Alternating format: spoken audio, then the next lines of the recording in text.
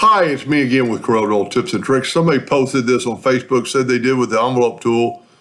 I don't know how they did this, but this is basically just text to path.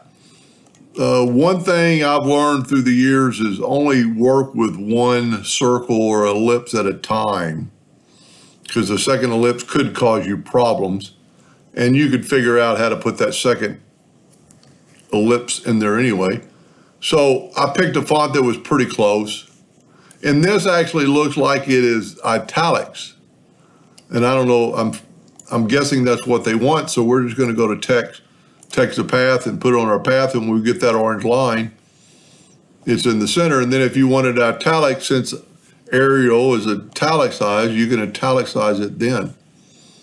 Then all you have to do is just break this apart, go to Object, break text apart, grab your ellipse, Control D to make a duplicate, and then hold down the Shift key and it'll grow from the center. Because if you have that other ellipse in there, it's going to cause you a little bit of trouble. Now, I don't have the exact font, but I'm pretty sure that's what they were needing help with. And there's several, settings up to text the path, but none of them are going to do anything different than this.